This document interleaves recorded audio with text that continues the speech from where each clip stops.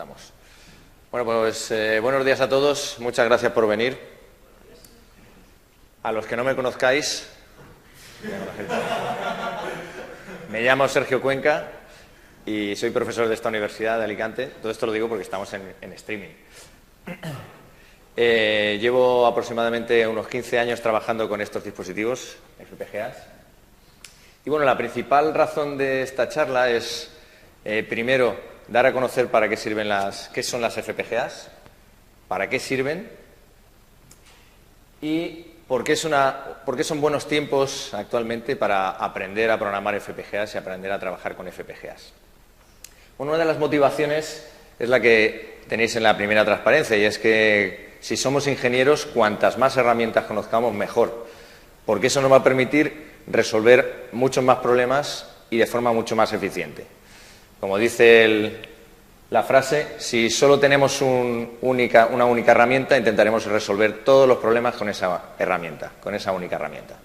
Si queremos añadirle inteligencia artificial a nuestro robot, pues iremos con el martillo y a martillazos se la meteremos, cuando a lo mejor hay otras herramientas que son más apropiadas. Bien, en primer lugar, ¿qué es una FPGA? A algunos os sonará el maestro Bruce Lee. ¿Cuántos lo conocen? Ah, menos mal. Mi hija me dijo que no lo iba a conocer nadie, que eso es de gente muy vieja y muy mayor. Por cierto, la saludo por streaming, que seguro que me estará viendo, Marta. Estoy intentando hacer de ella una ingeniera, pero con poco éxito. Con poco éxito, la verdad. El otro día le dije, mira, he comprado este kit de robótica para niños súper chulo, vamos a jugar con él y tal, y vamos a hacer cosas súper chulas. Mi hija. Papá, ¿me puedes pasar la tostada? Bueno, en fin, yo lo intento. Bueno, pues en una entrevista que le hicieron a Bruce Lee le preguntaban cuál era su técnica de lucha, porque él cogió varias técnicas ancestrales, el kung fu, karate, las fundió y generó su propia técnica de lucha. Y entonces, bueno, ya sabéis las técnicas de lucha, ¿no? El león, el ataque del tigre, la grulla, todas esas cosas. Bueno, pues lo que nos decía Bruce Lee es que no tenemos una técnica, o no tenía una técnica fija, sino que se adaptaba a los ataques del rival, del enemigo, ¿vale? Era una técnica que no tenía forma y por lo tanto se adaptaba, era como el agua. Si metíamos el agua en una taza, el agua se convertía en taza. Si lo metíamos en una tetera, el agua se convertía en tetera. El agua podía ser suave o podía golpear. Bueno, pues esto es lo mismo que hacemos con las FPGAs. Las FPGAs son como los ninja de los circuitos integrados. Bueno, pues vamos a verlo. Gracias, maestro Bruce Lee, por el consejo. ¿Y cómo es eso de que se adaptan a los problemas? ¿Cómo es que se adaptan al enemigo para resolverlo de manera más eficiente? ¿Dónde está la magia? Porque esto parece un poco de magia. Pues la idea clave está en que cualquier función lógica, cualquier puerta lógica, que es con la que están construidas los circuitos digitales, puede implementarse utilizando una simple memoria. Por ejemplo, una puerta AND, todo el mundo conoce qué es una puerta AND, ¿verdad? Se puede implementar con una sola memoria que sea capaz de almacenar solo 4 valores. ¿Vale? En la dirección 0, 0 de la memoria almacenamos el valor 0. En la dirección 0, 1 el valor 0. En la dirección 1, 0 el valor 0. Y en la dirección 1, 1 el valor 1. ¿Vale? De forma que cuando colocamos en la entrada de la memoria la dirección 0, 0, lo que nos responde es con su contenido 0. Justamente la AND entre las dos entradas.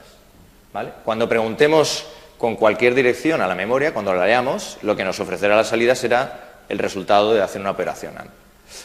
Si queremos cambiar la funcionalidad de este circuito digital y en vez de que se comporte como una AND, se comporte como una OR, ¿qué tenemos que hacer? Pues simplemente escribir en esas 4 posiciones de memoria cuál es la respuesta de una función OR, ¿vale? De esa forma, podemos tener un circuito en blanco totalmente, donde todavía no sabemos cuál es la funcionalidad digital que vamos a asignar a cada una de sus puertas, y configurarlas según las necesidades para que se comporte como una puerta AND, como una puerta OR, como una puerta XOR. Si tenemos muchas de estas, podemos interconectarlas entre sí, ¿vale? Bueno, realmente, ¿qué hace falta para construir cualquier circuito digital? Hace falta tres cosas principalmente. La primera de ellas son puertas lógicas. En nuestro caso, las puertas lógicas serán pequeñas memorias, ¿vale? En segundo lugar, biestables, registros donde guardar valores que se almacenarán. Y por último, un montón de cables para interconectarlos entre sí, ¿vale? Bueno, pues una FPGA no es más que eso. Un montón de puertas lógicas, de biestables y de cables. Y dependiendo de cómo los configuremos, obtendremos un circuito o obtendremos otro, ¿vale? De forma que, y ya hemos visto además, que cambiar de un circuito a otro es escribir en unas memorias, el contenido de unas memorias. Por lo que cambiar de una funcionalidad a otra es tan sencillo como escribir la memoria de configuración, en este caso, de las FPGAs. Es decir, en unos pocos microsegundos puede estar comportándose una FPGA como si fuera, pues, no lo sé, un cifrador triple DES, y a los 20 microsegundos después se puede estar comportando como, pues no sé, un códec de audio, ¿vale? Estamos cambiando el hardware, ¿vale?, sin necesidad de hacerlo físicamente, de coger una tarjeta y cambiarla por otra.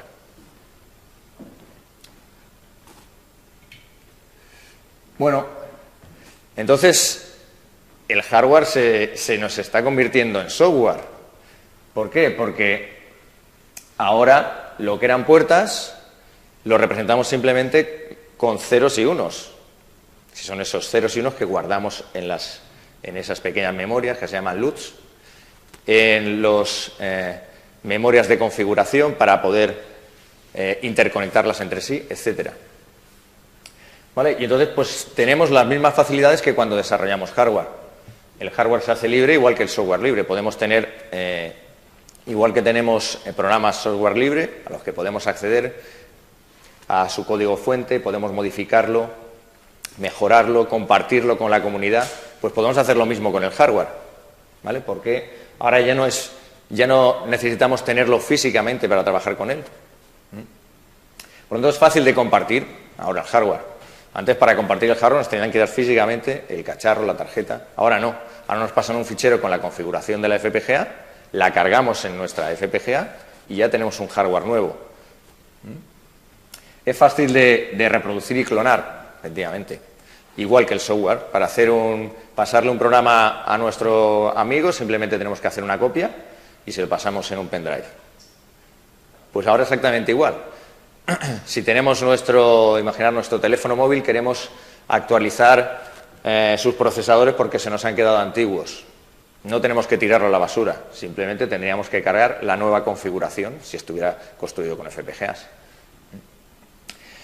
Y fácil de diseñar. El hardware siempre ha sido relativamente difícil de diseñar porque hay que ensuciarse las manos, por decirlo así, ¿no? Hay que estar conectando cosas, trabajando en el laboratorio.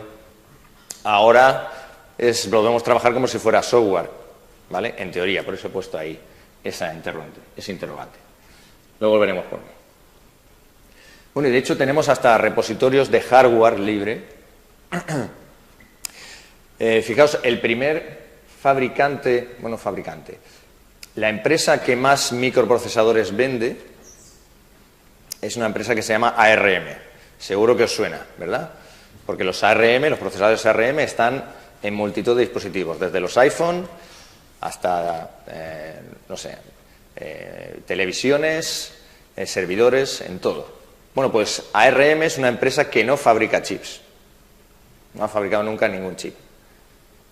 Lo que hace es vender ese hardware, la propiedad intelectual, realmente, la descripción de ese hardware, y son otros fabricantes, pues no sé, Intel, AMD, otros, Apple, los que cogen ese hardware y lo integran en sus dispositivos. No como FPGAs, no son FPGAs, pero son otro tipo de dispositivos. Esa es la idea, ¿no?, detrás de los repositorios hardware. Podemos tener la descripción de un dispositivo hardware, me la bajo y la meto en mi diseño junto con otros dispositivos de librería y construyo mi propio sistema on chip o mi propio circuito. Lo descargo en una FPGA y ya tengo un circuito, ¿vale? Algo parecido a como trabajamos con el software. Con el software uno no se lo escribe todo desde cero, la librería matemática, la librería para trabajar con imágenes, sino que se va descargando distintas librerías, ¿vale? Y después, utilizando esas funciones de librería, pues construye su propio código. Algo parecido está pasando con el hardware. Este es un repositorio que se llama OpenCores, simplemente, bueno, no se ve muy bien, pero ahí tenéis algunos ejemplos de todas las posibles cores, se llaman, las librerías o las funcionalidades en hardware se llaman cores.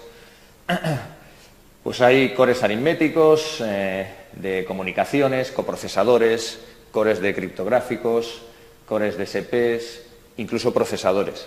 Si vierais bien, porque si tuvierais vista de águila, podríais ver que ahí aparece OpenMSP, ¿verdad?, que estamos utilizándolo en robótica. El MSP pues tiene su propia versión Open que podéis descargar, meterlo en una FPGA y ya tenéis un MSP430 trabajando para vosotros.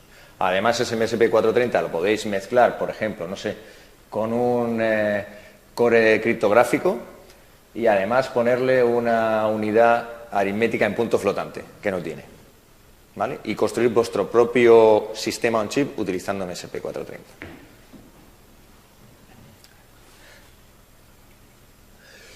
Bien, ¿y por qué además de esta flexibilidad, por qué es tan atractivo trabajar de esta manera? Bueno, pues aquí tenemos una comparativa entre cómo se hace la computación con FPGAs versus cómo se computa con microprocesadores. Para implementar o para realizar la computación que se expresa en ese código, un típico código C, donde declaramos 4 variables y tenemos que hacer unas sumas con ellos, ¿vale?, y obtener el resultado.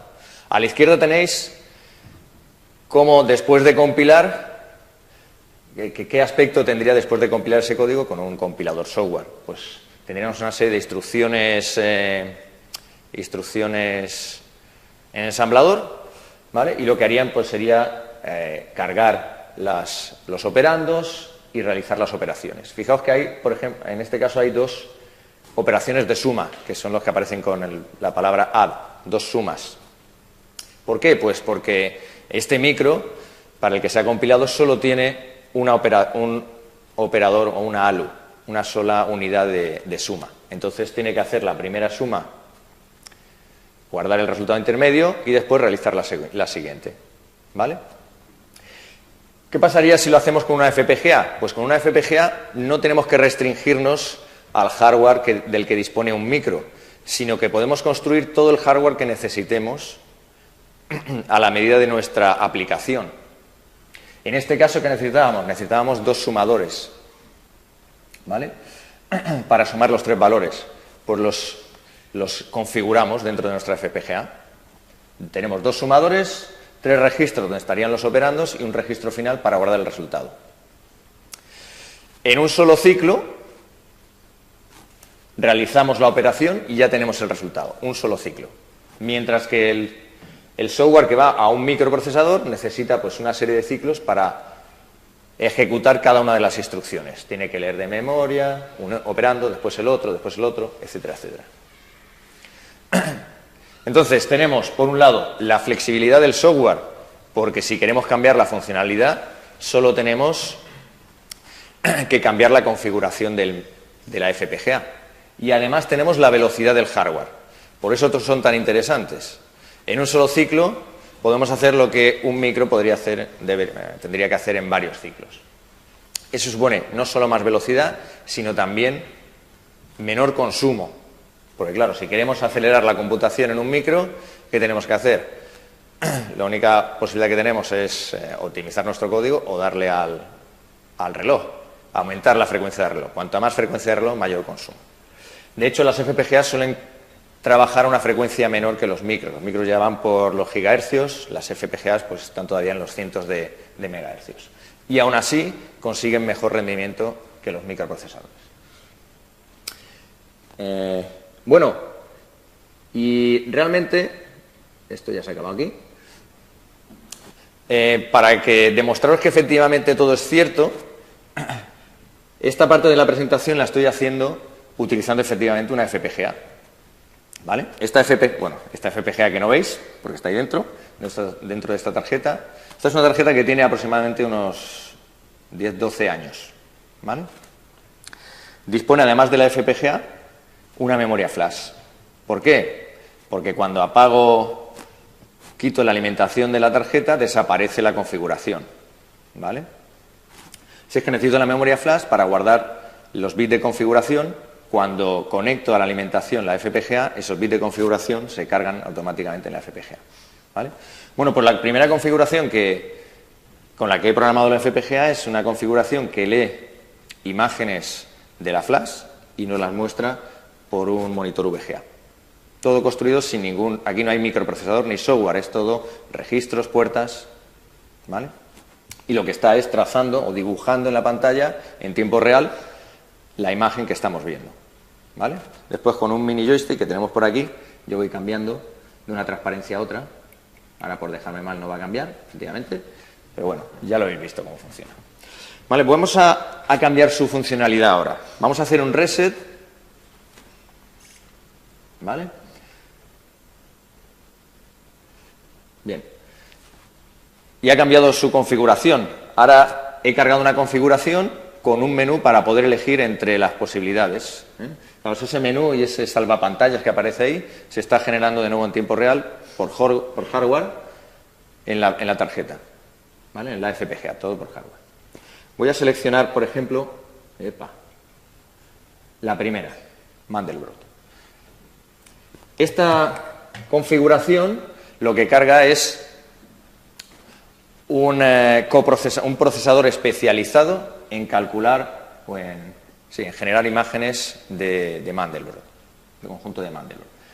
Si conocéis cómo se genera, y si no os lo cuento, el valor de cada píxel, para calcularlo hay que hacer una serie de operaciones iterativas. Y además, a priori uno no sabe, para calcular el color de un píxel, cuántas operaciones tiene que realizar.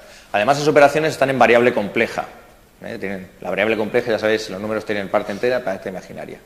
Entonces, lo que se ha configurado la FPGA es con un procesador para variable compleja. ¿Vale?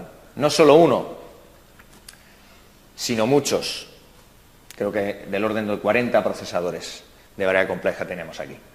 De forma que podemos en tiempo real calcular todos esos colores, los colores de cada uno de los píxeles, y además hacer todas estas operaciones en tiempo real. Está haciendo zoom, girando, ¿vale? Puedo parar, moverme,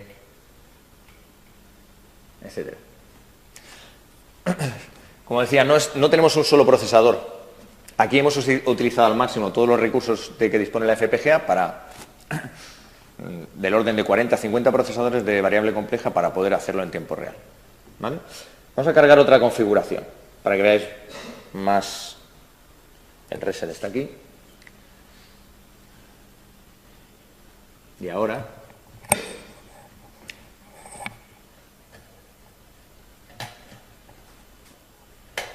eso es. Se nos ha quedado sin fuente. Vamos a darlo otra vez. Eso es. Bien. Vamos a cargar, por ejemplo, un videojuego. Este es un proyecto que desarrollaron en su día alumnos de una asignatura que existía anteriormente sobre FPGAs. ¿Vale? Como veis, es un juego tipo Tetris, donde se van colocando las piezas. Es una mezcla entre Tetris y el Candy Crush de ahora. Se van colocando las piezas y así las cambio. A ver. Eso es. Bueno, y cuando se juntan tres piezas iguales o tres gemas iguales, desaparecen y se van eliminando las filas. Bueno, pues ahora algo más profano. He configurado la FPGA para que tenga el hardware necesario para ejecutar este juego y visualizarlo. ¿Vale? Otra posible aplicación en robótica bastante útil, que es el procesamiento de imagen. Bueno, pues esta tarjeta viene equipada con una pequeña cámara. Claro, es una pequeña cámara de hace 10 años. Eso quiere decir que tiene solo 1,3 megapíxeles y bueno, la calidad de imagen no es muy buena. Bien, nos está enfocando así. Que alguien levante la mano.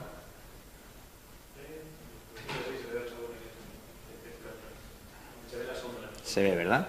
Bueno, lo que está haciendo, puedo cambiar el umbral para la extracción.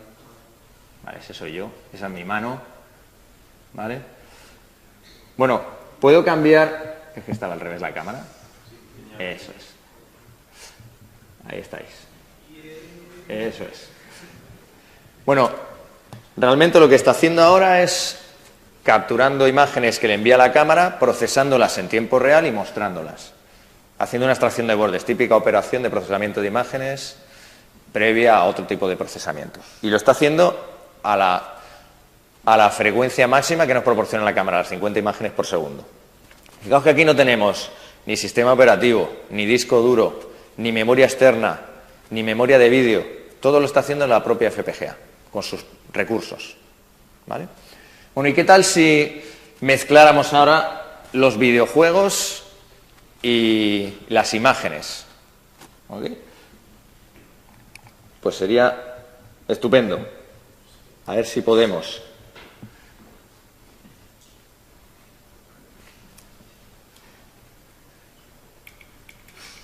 Esta es otra aplicación.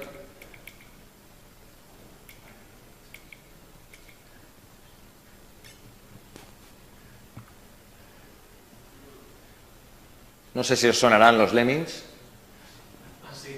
Bueno, pues esta aplicación lo que hace es combinar la imagen que estamos capturando con la cámara, le hace el procesamiento de extracción de bordes para interactuar con los Lemmings. ¿Vale? Ahora los Lemmings no los vamos a mover con un ratón o con un joystick, sino que vamos a intentar llevarlos a su casa utilizando las imágenes. Bueno, aquí los tenéis. Bueno, no va a salir muy bien porque... Mirad ahí. Los de arriba están... Se me van a caer. Bueno, como veis, con los mismos recursos, con la misma FPGA hemos podido hacer procesamiento de imagen o en tiempo real, videojuegos, fundir las dos cosas, y esto en una FPGA de hace unos 10 años. ¿Vale? ¿Qué no podremos hacer ahora? Bueno, pues vamos a pasar ya, porque ya no me quedan más transparencias en la FPGA, vamos a pasar a las transparencias del PowerPoint. Estos son los recursos con los que cuenta la FPGA con la que hemos hecho la demo. Es una FPGA de hace casi 10 años, creo que más. Básicamente, allí tenéis el chip. Lo que tenemos dentro del chip son, como dijimos, flip-flops o biestables, pequeñas memorias para implementar lógica. También en esos FPGAs tenemos memorias de bloque que se llaman, que son memorias de mayor capacidad de almacenamiento. Después, muchas conexiones configurables para poder interconectar todos los recursos entre sí. Entradas, salidas configurables. Puedo utilizar una entrada puedo utilizar un pin externo como entrada, como salida, como entrada-salida, etcétera. Y además, esta FPGA incluye también multiplicadores. Multiplicadores para punto fijo, solo para enteros, de 18 por 18 bits. Bueno, con esos recursos, que son bastantes, pero no son exagerados, es con los que hemos hecho todo. Aquí tenemos en rojo de la familia de FPGAs la que estábamos utilizando. En concreto tenía 40 multiplicadores, 46.000 celdas lógicas configurables para configurar la lógica y bloques de RAM. Ahí tenemos la memoria en kilobits, 720 kilobits. Eso significa que si lo dividimos entre 8, pues aproximadamente unos 10 kilobytes, solo 10 kilobytes. ¿Vale? Con eso, pocos recursos lo hemos hecho todo. ¿Cómo son las FPGA modernas? Pues las FPGA modernas pues tienen más cosas, básicamente.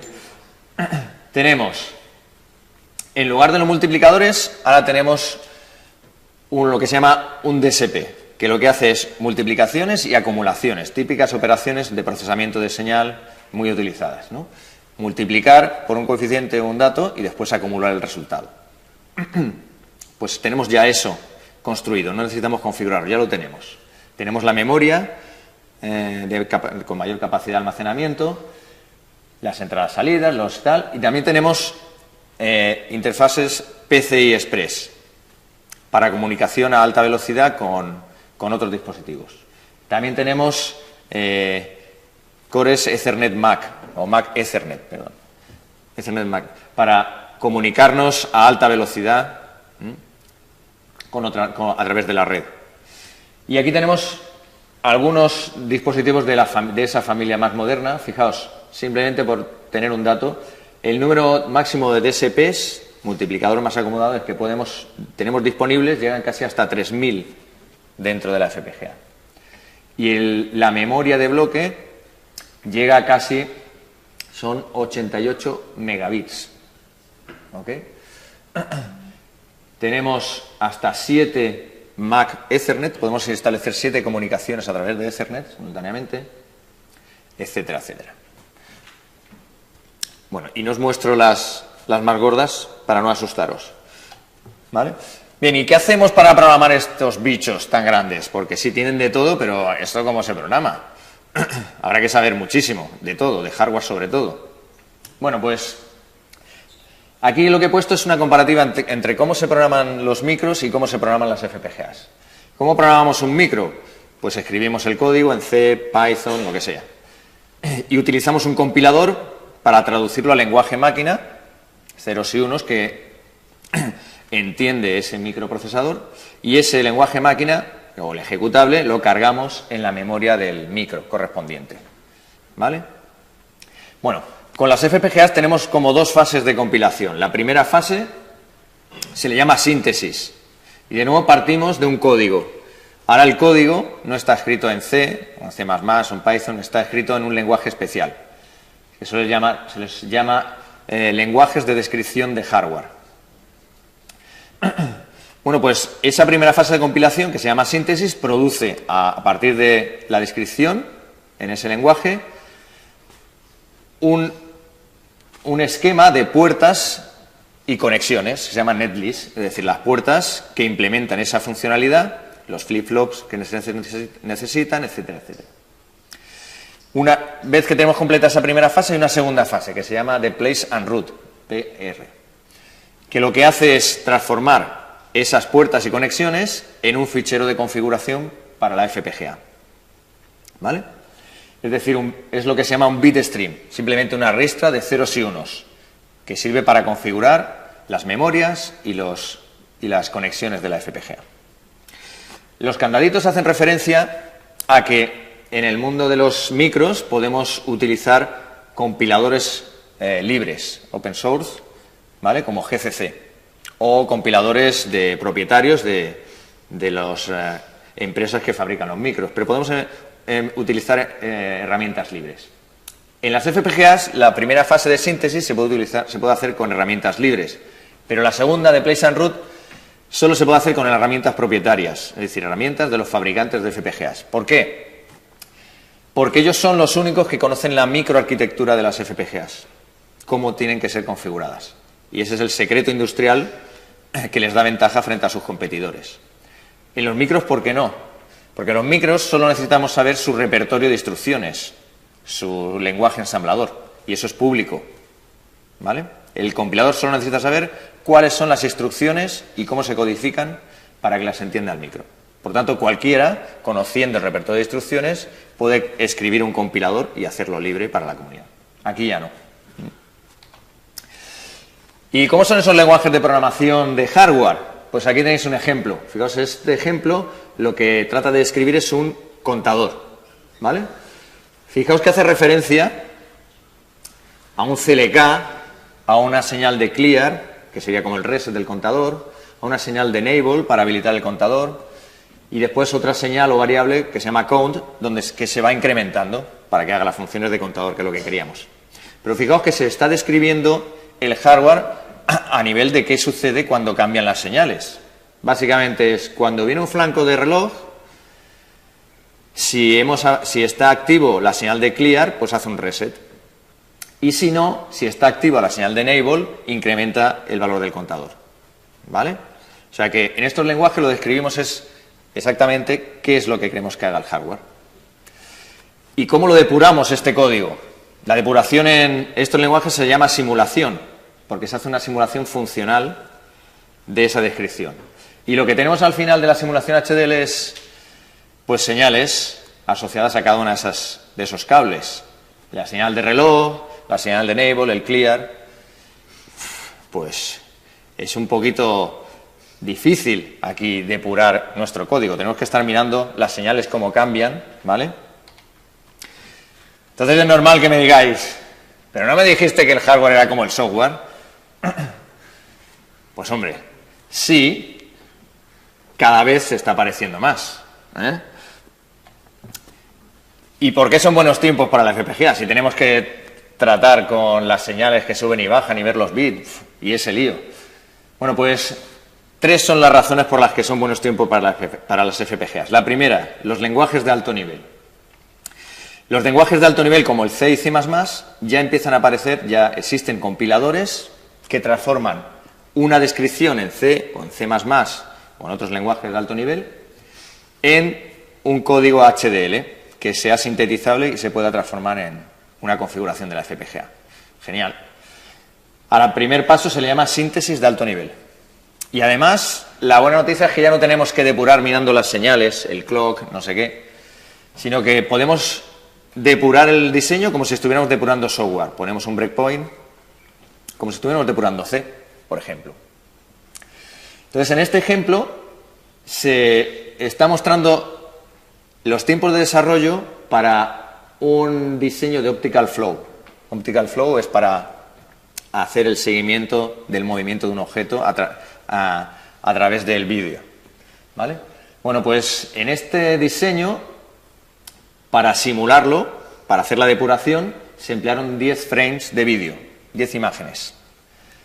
Se realizó la simulación del HDL, del lenguaje HDL, y se tardaron 2 días para simularlos, ¿vale? Esto mismo, descrito en C, se depura o se simula en solo 10 segundos, ¿vale? Por lo tanto, la aceleración en el tiempo de desarrollo es enorme, por 12.000. ¿Vale? Esto es bastante habitual. Desarrollar hardware con HDLs sigue siendo duro todavía, por eso le llaman hardware, si no le llamarían software. Claro. Pero bueno, las cosas están mejorando. Y las FPGAs son sexys ya. Antes, ¿cómo se trabajaba en los laboratorios de electrónica con el hardware? Pues como tenéis ahí a Howard en su laboratorio todo lleno de cacharros, con esa pinta de friki, ¿vale? ¿Cómo se trabaja ahora? Pues ahora somos unos hipsters que nos ponemos esas gorritas sexys, esas gafitas de pasta, e incluso programamos con ordenadores de Apple, que eso ya es lo más de lo más. Y si os fijáis, están programando, están desarrollando en un Starbucks, que eso ya para los americanos es el sumum, programar en Starbucks. Bueno, como muestra de que efectivamente las FPGA son sexys, os traigo aquí un vídeo en el que, en un capítulo del Mentalista, hace mención a las FPGAs. Está en inglés. ¿No he puesto los subtítulos? Vamos a poner subtítulos. Aunque no está bien traducido. Las FPGAs en inglés se dice FPGA. FPGA. Repetid conmigo. FPGA. Vale. ¿Habéis oído? Vamos a repetirlo.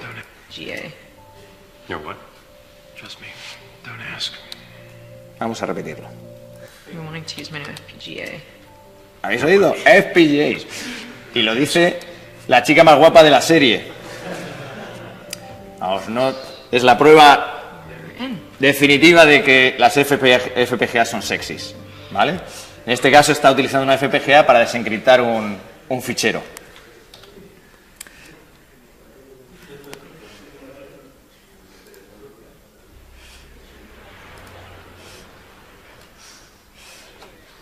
Segunda razón por la que son buenos tiempos. Las FPGA se están haciendo libres, se están liberando. Habíamos dicho, hay todavía una herramienta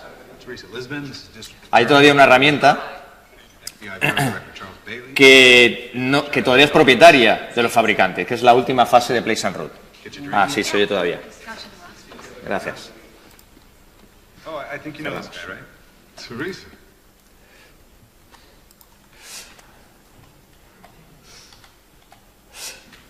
Bueno, pues existe un proyecto liderado por un tal Clifford, que lo que ha hecho es ha hecho la ingeniería inversa de una FPGA para averiguar cómo se programa, cómo es la microarquitectura y cómo programarla. Lo ha hecho con una FPGA relativamente pequeña y ha creado todas las herramientas para poder programarla, desde la síntesis hasta el place and route, todo.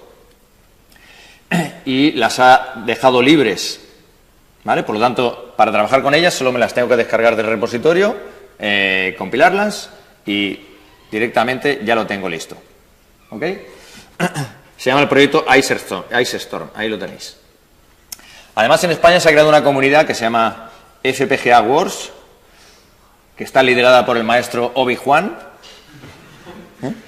que ha añadido algunas herramientas para hacer más fácil la programación de esas FPGA libres. Ahí tenéis un poco, una se llama Apio, Apio IDE, es un entorno de programación para Verilog, que es uno de esos lenguajes de descripción hardware. Y también tenéis el Ice Studio, que es una herramienta gráfica donde no tenemos que escribir código, sino que las puertas las podemos dibujar y conectarlas como si tuviéramos un esquemático. ¿Vale? Todas estas herramientas son libres, uno puede descargarlas, ver su código fuente, mejorarlas, hacer contribuciones, ahí las tenéis.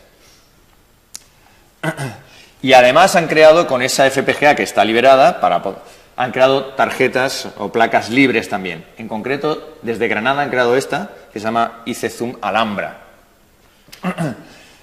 que a través de un proyecto Quickstarter se ha desarrollado.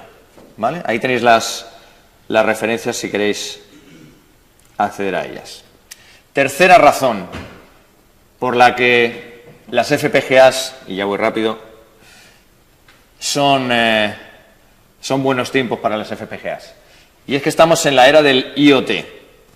Si alguien no sabe lo que es IoT, pues citaré a un gran maestro como es Leo Harlem. ¿Vale? La IoT es que las máquinas hablan con máquinas. La nevera habla con la lavadora se conecta a Internet, ¿vale? Y como dice Leo Harlem, esta mañana he entrado a la cocina y me dice la nevera: como he visto que estás cogiendo un poquito de peso, te he comprado en el supermercado unos yogures con bífidus que te van a venir muy bien. Le dice Leo: que no me hagas la compra. Bueno, y es que el Internet de las cosas se nos está yendo de las manos, ¿vale? Y aquí tenéis la estadística. Es que para 2020 se prevé que tengamos 50 billones de cosas conectadas a Internet, produciendo datos sobre nuestro comportamiento a la hora de comer, sobre nuestro comportamiento al hacer deporte, sobre cómo lavamos la ropa, sobre un montón de cosas. Eso en el ámbito doméstico, en el ámbito industrial, tanto de lo mismo. ¿Y qué hacemos con todos esos datos? ¿Cómo los procesamos? ¿Cómo sacamos información de ellos? A través de la inteligencia artificial, para identificar patrones, o para identificar en vídeo las personas que están presentes en una conferencia y después poner la nota. Estamos en el hype de las FPGAs, que está muy de moda ahora esa palabra, hype de las FPGAs. Aquí tenéis 3 noticias de finales del año pasado. Bueno, la primera de ellas dice que Intel compró uno de los mayores fabricantes de FPGAs a finales de 2015. Intel, el mayor fabricante uno de los mayores fabricantes de procesadores para servidores. Después, Microsoft nos dice que está construyendo una nube de procesamiento para hacer procesamiento de inteligencia artificial con FPGAs. Proyecto Catapult se llama. Por último, Amazon, que todos lo conocemos porque ahí es una web donde podemos comprar libros, podemos comprar de todo. Bueno, pues Amazon también ofrece servicios de computación en la nube, fue uno de los primeros que los ofrecía, ¿vale? De forma que, por ejemplo, nuestra web, que hace no sé qué cosa y vende no sé qué otra cosa, no tenemos que tenerla almacenada en nuestro PC, sino que lo subimos a la nube y ahí se hace todo el procesamiento. Bueno, pues Amazon está ofreciendo, además, FPGAs en la nube para hacer procesamiento para las nuevas aplicaciones que están ya entre nosotros, ¿vale? Vamos a ver el ejemplo de Amazon. Esta es la web donde habla precisamente de esto. Instancias F1, será por Fórmula 1, digo yo, de Amazon, y ahí dice: ejecute FPGAs personalizadas en la nube de Amazon Web Services. Es decir, ahora, si tenemos una aplicación muy pesada que no es soportada por los micros actuales de los que dispone Amazon en la nube, podemos migrar esa aplicación a una FPGA, que nos va a dar mayor rendimiento, ¿vale? Y no necesitamos tener las FPGAs físicamente nosotros, nuestra empresa. Están en la nube y Amazon nos alquila su utilización, ¿vale? ¿Y para qué se emplean esas instancias de FPGAs que están en la nube? Pues Amazon aquí tiene varios ejemplos. Investigación en genómica, ¿vale? Que ahora está muy de moda. El análisis financiero, análisis de riesgos financieros, cuando uno va a pedir un crédito. Ahora, bueno, pues para saber si somos de fiar o no, pues tienen el histórico de si devolvimos el último préstamo y cosas así. Pero a partir de ahora los bancos quieren tener más información porque hay gente que, por ejemplo, nunca ha pedido un préstamo. Por lo tanto, no podemos saber si es bueno devolviéndolos o no. Entonces, por ejemplo, podríamos sacar la información de las redes sociales, de Facebook, con quién nos relacionamos en Facebook, cuál es nuestro carácter, nuestra forma de desenvolvernos, y de ahí sacar información sobre si seremos buenos clientes o no, por ejemplo. Procesamiento de vídeo en tiempo real. Cada vez estamos generando un volumen de vídeo ingente. Cada uno tiene en el bolsillo un teléfono móvil capaz de grabar vídeo en resolución Full HD, incluso 4K. ¿Qué hacemos con todo eso? Hay que comprimirlo y, además, rápido. Y si después queremos sacar información de esos vídeos, por ejemplo, identificar las personas, identificar los monumentos en un vídeo turístico, identificar las zonas por las que nos movemos, etcétera, necesitamos una capacidad de procesamiento enorme, y eso nos dan las FPGAs.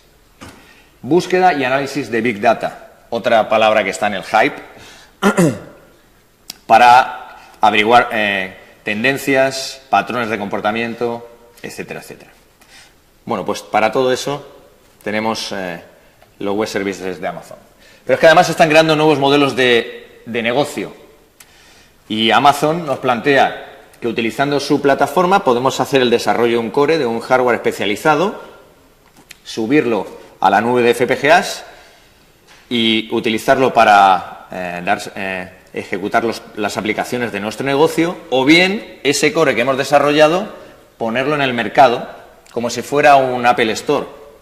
En vez de vender aplicaciones, lo que vendemos son instancias FPGAs que sirven para procesar ciertos tipos de datos de forma muy eficiente y muy rápida, ¿vale? O sea, que ya no solo los desarrolladores de software van a tener la plataforma de Apple Store, sino que habrá otro store de FPGAs, de aplicaciones FPGA. Bueno, mola todo, ¿verdad? Pero ya, ¿cómo empiezo? ¿Cómo empiezo a trabajar con todo esto? Bueno, pues tenéis dos opciones, bueno, muchas opciones. Trabajar con el lado libre y el maestro Obi-Wan, que tenéis ahí. Ahí tenéis las direcciones de Internet para acceder a todas las herramientas. Estas herramientas, como hemos dicho, son libres, están mantenidas por la comunidad, son muy ligeras, ocupan muy poco y son rápidas. Y porque por el momento solo trabajan con una FPGA, solo se ha liberado una FPGA. Con una capacidad relativamente limitada, pero hay varias placas disponibles en el mercado por un precio bastante asequible. Esa es una opción. La otra opción, el lado oscuro. Ir a los fabricantes de FPGAs que no liberan sus herramientas. Pero lo interesante es que, aunque no sean libres, son gratuitas. No podemos bucear en el código fuente de esas herramientas, pero bueno, eso lo dejamos para los frikis. Pero podemos utilizarlas, que es lo interesante. Y además soportan lenguajes C y C++ y OpenCL, otros lenguajes. No solo los HDLs. Es decir, podemos trabajar con ellos, con nuestro Mac en Starbucks, ¿vale? Y depurar el código que va a ir a las FPGAs de forma sencilla. Tiene el inconveniente, son bastante pesadas, 20 gigas creo que la herramienta de Xilinx, una burrada. Y placas y dispositivos hay a trillones. Ahí tenéis un par de enlaces donde podéis encontrar placas relativamente baratas, ¿vale? Y bueno, a partir de yo estoy en el lado oscuro, tengo que confesarlo que yo estoy en el lado oscuro, todavía no estoy en el lado libre de la fuerza, básicamente porque hasta hace prácticamente un año no existían FPGAs liberadas, ¿vale? Así es que podéis llamarme Dark Cuenc. Muy bien, y eso es todo. Así es que muchas gracias por vuestra asistencia. Me gustaría dedicar un tiempo a preguntas, pero en el lado oscuro también tenemos que dar clase. Y ahora tengo una clase de prácticas de laboratorio. Así es que las dudas que tengáis me las podéis enviar por correo o podéis venir a mi despacho y me preguntáis. Los que estáis en video streaming, muchas gracias por vuestra atención también y podéis mandarme las dudas por correo electrónico. Vale, muchas gracias.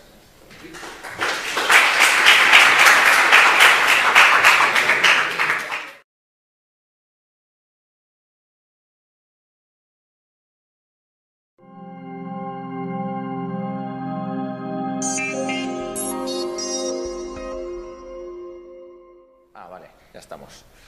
Bueno, pues buenos días a todos. Muchas gracias por venir. A los que no me conozcáis, me llamo Sergio Cuenca y soy profesor de esta universidad de Alicante. Todo esto lo digo porque estamos en streaming. Llevo aproximadamente unos 15 años trabajando con estos dispositivos, FPGAs.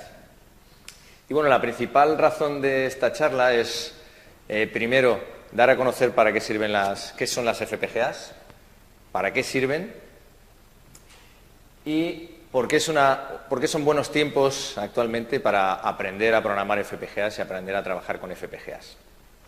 Una de las motivaciones es la que tenéis en la primera transparencia y es que si somos ingenieros, cuantas más herramientas conozcamos, mejor, porque eso nos va a permitir resolver muchos más problemas y de forma mucho más eficiente. Como dice la frase, si solo tenemos una única herramienta, intentaremos resolver todos los problemas con esa herramienta, con esa única herramienta. Si queremos añadirle inteligencia artificial a nuestro robot, pues iremos con el martillo y a martillazos se la meteremos, cuando a lo mejor hay otras herramientas que son más apropiadas. Bien, en primer lugar, ¿qué es una FPGA? A algunos os sonará el maestro Bruce Lee. ¿Cuántos lo conocen? Menos mal. Mi hija me dijo que no lo iba a conocer nadie, que eso es de gente muy vieja y muy mayor. Por cierto, la saludo por streaming, que seguro que me estará viendo, Marta. Estoy intentando hacer de ella una ingeniera, pero con poco éxito. poco éxito, la verdad. El otro día le dije, mira, he comprado este kit de robótica para niños súper chulo, vamos a jugar con él y tal, y vamos a hacer cosas súper chulas. Mi hija. Papá, ¿me puedes pasar la tostada? Bueno, en fin, yo lo intento. Bueno, pues en una entrevista que le hicieron a Bruce Lee le preguntaban cuál era su técnica de lucha, porque él cogió varias técnicas ancestrales, el kung fu, karate, las fundió y generó su propia técnica de lucha.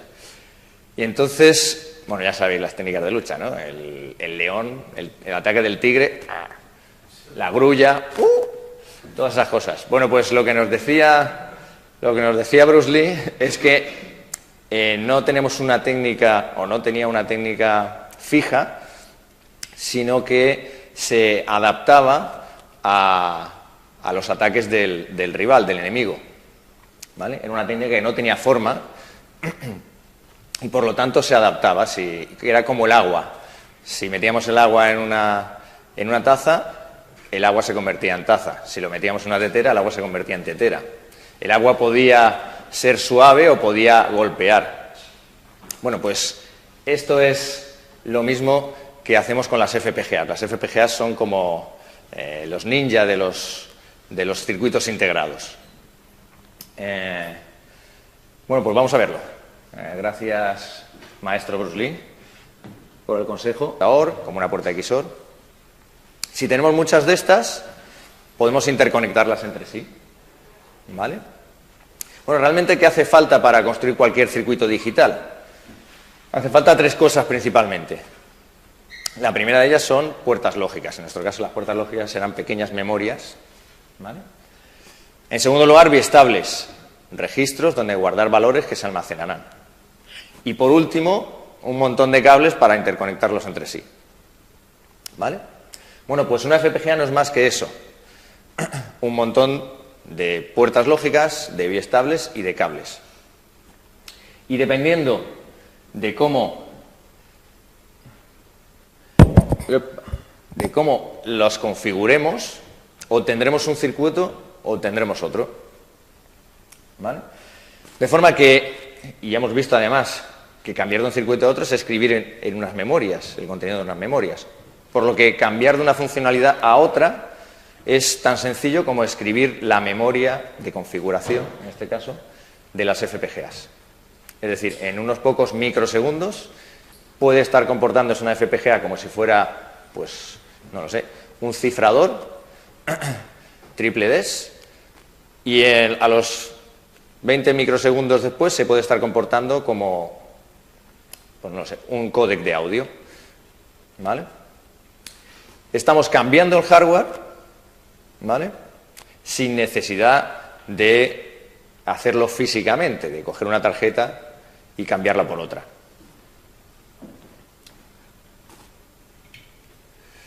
Bueno, entonces el hardware se nos está convirtiendo en software. ¿Por qué? Porque ahora lo que eran puertas lo representamos simplemente con ceros y unos. Si son esos ceros y unos que guardamos en esas pequeñas memorias que se llaman LUTs, en las memorias de configuración para poder interconectarlas entre sí, etcétera. ¿Vale? Y entonces, pues tenemos las mismas facilidades que cuando desarrollamos hardware. El hardware se hace libre igual que el software libre. Podemos tener, igual que tenemos programas software libre, a los que podemos acceder a su código fuente, podemos modificarlo, mejorarlo, compartirlo con la comunidad, pues podemos hacer lo mismo con el hardware. ¿Vale? Porque ahora ya no necesitamos tenerlo físicamente para trabajar con él. Por lo tanto, es fácil de compartir ahora el hardware.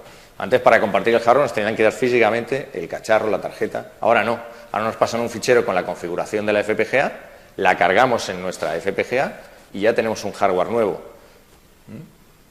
Es fácil de reproducir y clonar, efectivamente. Igual que el software. Para pasarle un programa a nuestro amigo, simplemente tenemos que hacer una copia y se lo pasamos en un pendrive. Pues ahora exactamente igual. Si tenemos imaginar nuestro teléfono móvil, queremos actualizar sus procesadores porque se nos han quedado antiguos. No tenemos que tirarlo a la basura, simplemente tendríamos que cargar la nueva configuración si estuviera construido con FPGAs. Y fácil de diseñar. El hardware siempre ha sido relativamente difícil de diseñar porque hay que ensuciarse las manos, por decirlo. ¿Y cómo es eso de que se adaptan a los problemas? ¿Cómo es que se adaptan al enemigo para resolverlo de manera más eficiente? ¿Dónde está la magia? Porque esto parece un poco de magia. Pues la idea clave está en que cualquier función lógica, cualquier puerta lógica, que es con la que están construidas los circuitos digitales, puede implementarse utilizando una simple memoria. Por ejemplo, una puerta AND, todo el mundo conoce que es una puerta AND, ¿verdad? Se puede implementar con una sola memoria que sea capaz de almacenar solo 4 valores. ¿Vale? En la dirección 0, 0 de la memoria almacenamos el valor 0. En la dirección 0, 1 el valor 0. En la dirección 1, 0 el valor 0. Y en la dirección 1, 1 el valor 1. ¿Vale? De forma que cuando colocamos en la entrada de la memoria la dirección 0, 0, lo que nos responde es con su contenido 0. Justamente la AND entre las dos entradas. ¿Vale? Cuando preguntemos con cualquier dirección a la memoria, cuando la leamos, lo que nos ofrecerá la salida será el resultado de hacer una operación AND. Si queremos cambiar la funcionalidad de este circuito digital y en vez de que se comporte como una AND, se comporte como una OR, ¿qué tenemos que hacer? Pues simplemente escribir en esas 4 posiciones de memoria cuál es la respuesta de una función OR. ¿Vale? De esa forma podemos tener un circuito en blanco totalmente, donde todavía no sabemos cuál es la funcionalidad digital que vamos a asignar a cada una de sus puertas y configurarla según las necesidades para que se comporte como una puerta AND, como una puerta